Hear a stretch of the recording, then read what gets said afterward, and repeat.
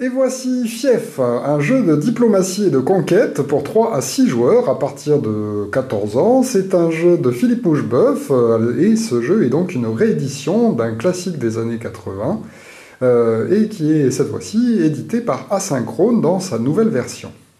Au niveau matériel, tout d'abord un grand plateau de jeu qui représente un royaume moyenâgeux découpé en fiefs. Les fiefs sont les grandes parties de couleurs comme ceci, dans lesquelles nous allons trouver des villages, et ensuite redécoupés par un autre découpage en évêchés.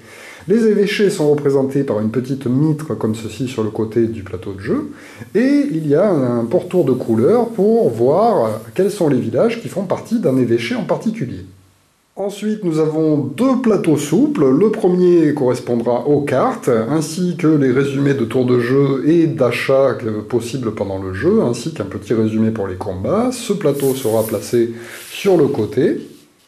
Le deuxième plateau souple correspond aux différents titres que les joueurs pourront acquérir pendant le jeu. Il sera aussi placé sur le côté du plateau de jeu principal. Nous avons ensuite 18 pions de personnages différents. Ce sont les seigneurs qui vont agir dans le jeu. Donc chaque joueur va d'abord contrôler un seigneur et ensuite, au fur et à mesure du jeu, il aura peut-être le contrôle d'autres seigneurs supplémentaires. Donc pour commencer, nous allons prendre le paquet de cartes correspondant seigneur, c'est-à-dire celui qui a un dos orange. On va bien le mélanger et distribuer une carte à chaque joueur.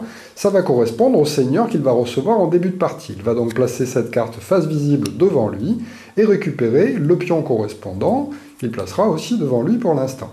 Les autres cartes vont être bien mélangées et seront placées sur le plateau souple à l'emplacement indiqué, c'est-à-dire cet endroit-là, là où il y a un 1 de dessiné au-dessus. Alors attention, lors de cette distribution initiale, si jamais vous tirez la carte d'arc ou la carte cardinale, ce ne sont pas des cartes personnages normales, donc vous la défausserez pour repiocher un autre personnage. Et on remélangera ensuite bien le paquet de façon à ce que ces cartes spéciales se trouvent à l'intérieur du paquet orange qui sera disposé à cet endroit-là du plateau de jeu. Ensuite, il y a un deuxième paquet de cartes qui va être constitué de cartes grises qui sont des cartes événements, ainsi que des cartes noires qui sont des cartes calamités. On va bien mélanger en fait ce paquet de cartes grises et noires ensemble et les disposer sur l'endroit correspondant du plateau de jeu souple. Enfin, il y a un troisième paquet de cartes qui est un paquet de cartes avec un dos bleu. Celui-ci, on va regarder à l'intérieur pour récupérer la carte cardinale qui sera disposée sur l'emplacement correspondant du plateau de jeu. À proximité de ce plateau souple, vous pourrez aussi placer les tuiles château et les tuiles cité. Attention à ne pas les confondre, le dessin est différent, donc on les place à proximité de ce plateau de façon à ce qu'il soit atteignable par tous les joueurs. Et nous avons aussi des jetons moulins, avec un moulin représenté dessus, qu'on va placer aussi non loin de ce plateau-là. Nous aurons ensuite des écus en 1, 2 et 5 qui seront disposés à côté du plateau de jeu dans une banque. En début de partie, chacun recevra 5 deniers qu'il pourra placer devant lui, face visible des autres joueurs.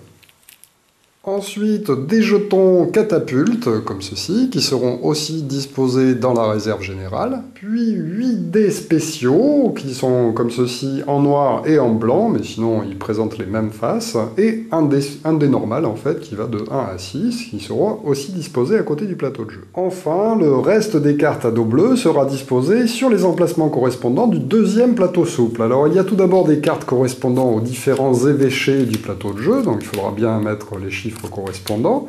Ensuite, nous avons des cartes représentant les différents baronnies du jeu qui seront disposées comme ceci. Puis nous avons un roi, une reine et un pape. Sous la reine, on pourra placer le jeton correspondant à la couronne de prince héritier. Et sur le pape, nous pourrons disposer le jeton correspondant à l'excommunication.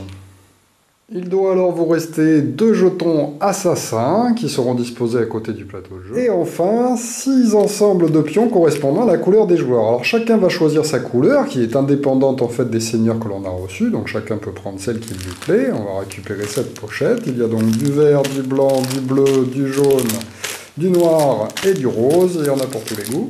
Alors dans ces pions de couleur, chacun va avoir 15 pions sergents et 8 pions chevaliers. Alors attention à ne pas les confondre car au dos, ils ont tous le même dessin avec à la fois un chevalier et des sergents. Il faudra donc bien les placer sur leur face avec un chevalier seulement ou un sergent seulement pour ne pas les confondre avec les autres. Ensuite, nous avons 3 jetons spéciaux impôts, 2 jetons de vote avec des boules comme ceci, un pion qui représente un anneau de mariage, et enfin, il ne faudra pas oublier de distribuer à chaque joueur 3 pions comme ceci représentant un pigeon. Et ce sont des pions qui vont nous aider à faire de la diplomatie. Donc ceux-là n'ont pas une couleur particulière, chaque joueur en recevra 3 avant de commencer. Enfin, il doit vous rester une carte premier joueur. Le dernier qui a visité un château va la recevoir et pourra la placer face visible devant lui. Il y a aussi dans le jeu 6 aides de jeu individuelles. Chacun pourra récupérer la sienne pour savoir à quoi correspondent les différentes cartes que l'on trouve dans le jeu.